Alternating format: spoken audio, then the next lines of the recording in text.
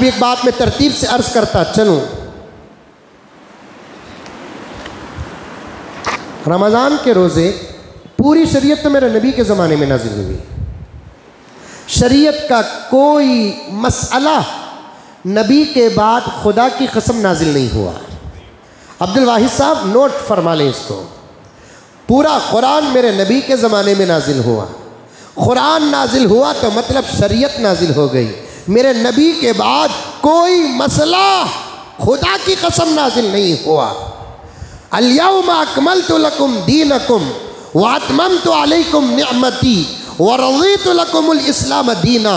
میرے نبی کے بعد اگر کوئی مسئلہ نازل ہونا ہوتا تو پھر میرا نبی آخری نبی نہ ہوتا، کیونکہ آسمان سے حکم کے نازل ہونے کے لیے زمین میں کسی کا نبی ہونا ضروری ہے، اور میرا نبی آخری نبی ہے، آخری رسول ہے۔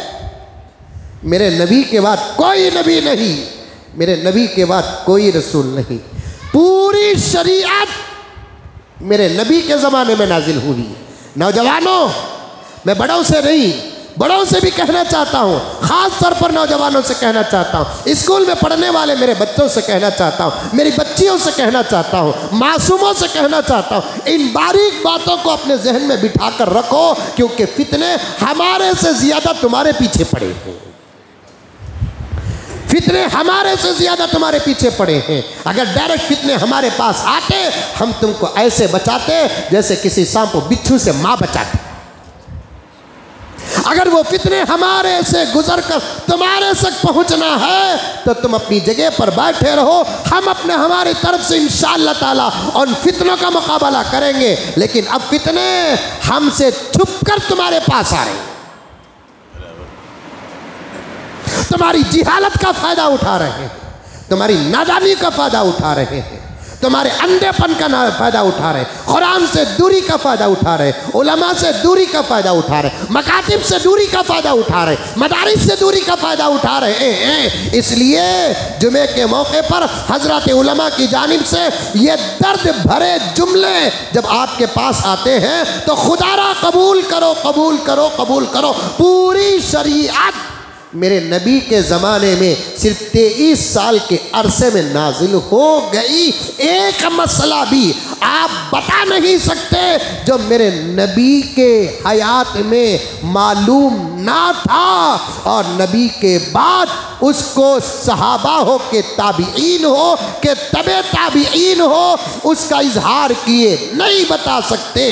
یہ اہل سنت والجماعت کا اتفاق ہے کہ پوری شریعت کب نازل ہوئی؟ میرے نبی کے حیات میں نازل ہوئی۔ اس سے بڑی سند کیا ہو سکتی ہے؟ یہ آیت الیوم اکملت لکم دینکم واتممت علیکم نعمتی، ایسی آیت یا ایسا ترجمہ والی آیت نہ تورات میں، نہ زبور میں، نہ انجیل میں، قرآن میں ہے۔ الیوم اکملت لکم دینکم واتممت علیکم نعمتی ورضیت لکم الاسلام دینا۔ اے محمد سب کہہ دو صلی اللہ علیہ وسلم، آج دین مکمل ہو گیا۔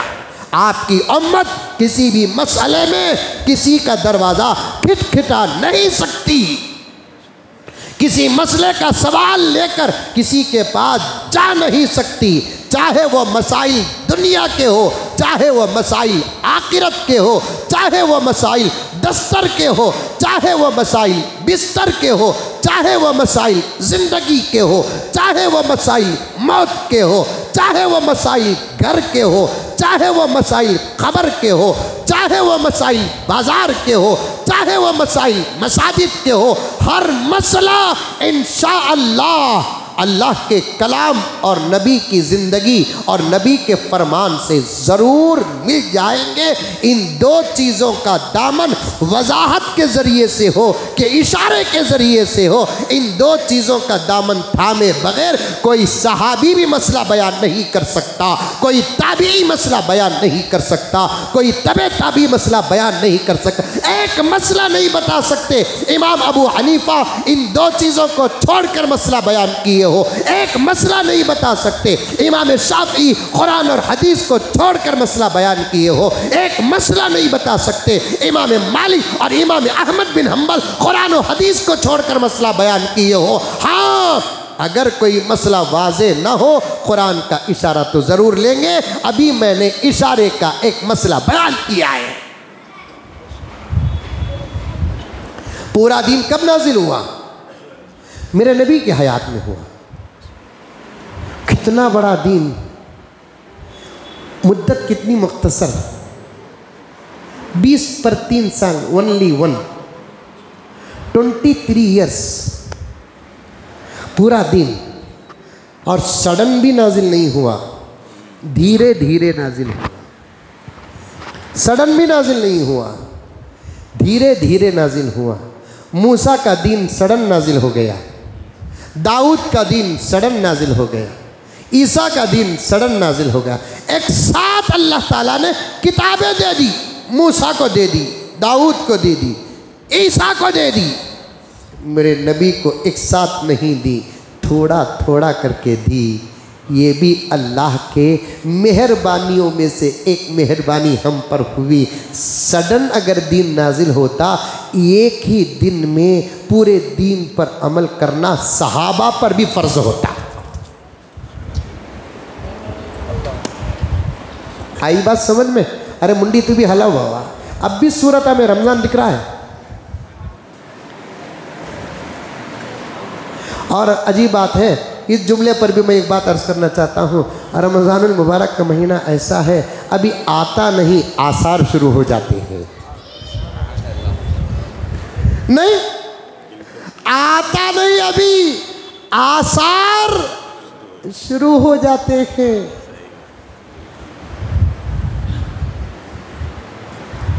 और जाता है तो फिर जाने के आसार भी शुरू हो जाते हैं। अगर आज आपके चेहरों में कुछ भूख नज़र आ रही है, तो इसका मतलब ये नहीं कि आप नाश्ता नहीं करें, इसका मतलब ये है कि रमज़ान के आसार हैं। नाश्ता तो ऐसा करें ही, सबानी परसों इफ्तियार करो बोले तो भी इंशाअल्लाह कबूल करेंगे आप।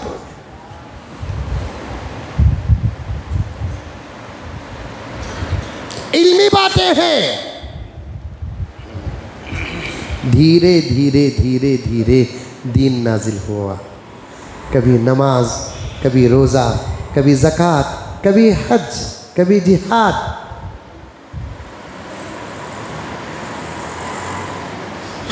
रमज़ान के रोज़े कब फ़र्ज हुए?